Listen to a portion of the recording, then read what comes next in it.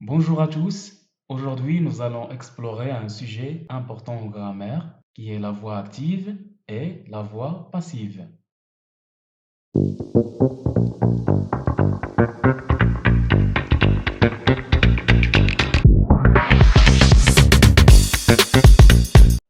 Commençons par la voix active.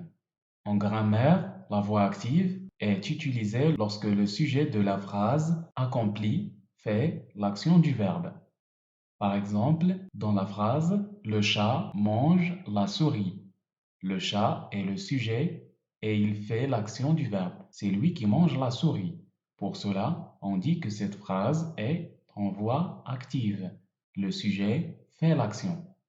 Maintenant, passons à la voix passive. La voix passive est utilisée lorsque le sujet subit l'action. Reprenons notre exemple. Dans la voix passive, la phrase deviendrait la souris est mangée par le chat. Ici, la souris devient le sujet qui subit l'action de manger. Ce n'est pas elle qui mange, mais c'est elle qui est mangée. Et le chat est l'agent de cette action. C'est toujours lui qui fait l'action. La voix active est souvent plus directe et claire. Elle met en avant le sujet qui fait l'action, tandis que la voix passive est utilisée pour mettre l'accent sur l'objet plutôt que sur le sujet de l'action.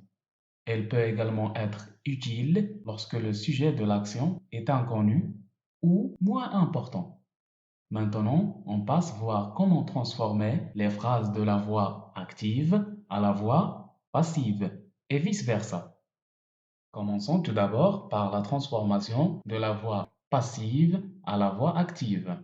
Prenons une phrase à la voix passive.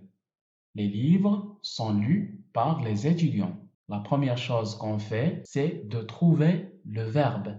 Dans cette phrase, le verbe est lu, le participe passé du verbe lire. Si je vous demande qui lit, vous allez me dire les étudiants. Alors, on commence notre phrase à la voix active avec ce mot, les étudiants. Après, on écrit le verbe en même temps de la voix passive, qui est ici le présent de l'indicatif. Alors, on écrit lisent au pluriel, vu que le mot les étudiants est un nom masculin pluriel. Après, on dit les étudiants lisent quoi? Ils lisent des livres. Ce mot qui sera donc le complément d'objet direct dans la phrase en voix active. Cela deviendrait les étudiants lisent les livres. À présent, voyons comment transformer une phrase de la voix active en voix passive. Alors, pour transformer une phrase de la voix active à la voix passive, il y a une condition à respecter. La phrase en voix active doit être sous la forme sujet plus verbe plus complément d'objet direct. Donc, la phrase doit comporter ces trois éléments. Exemple, le chien mange la nourriture. Le chien est le sujet, mange est le verbe, le complément d'objet direct, c'est la nourriture. Pour transformer cette phrase, on commence par le complément d'objet direct, qui est ici la nourriture.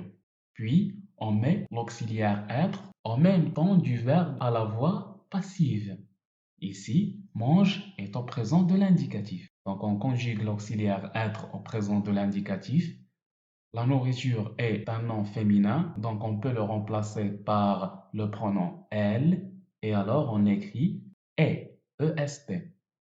Puis, le participe passé du verbe. Dans ce cas, on écrit manger, accent e, vu que le sujet est féminin. Après, on met une préposition, généralement par. Puis, le sujet de la phrase à la voix active, le chien. Cela deviendrait la nourriture est mangée par le chien. Et donc, la forme de la phrase après la transformation est le complément d'objet direct de la voix active qu'on appelle maintenant sujet passif, auxiliaire être en même temps du verbe à la voix active, le participe passé du verbe, plus une préposition, plus le sujet de la voix active qui est maintenant un complément d'agent. Et rappelez-vous, si la phrase à la voix active n'est pas sous la forme sujet plus verbe plus complément d'objet direct, on ne peut pas transformer cette phrase en voix passive. Exemple, Karim parle à son père. À son père ici est un complément d'objet indirect. Alors, on ne peut pas transformer cette phrase à la voix passive. Voilà donc pour notre exploration de la voix active et la voix passive. Je vous laisse cet exercice en deux parties. La première nous demande de déterminer la nature de chaque phrase et la deuxième nous demande de transformer des phrases de la voix active vers la voix passive et vice-versa. La correction sera dans la description de cette vidéo.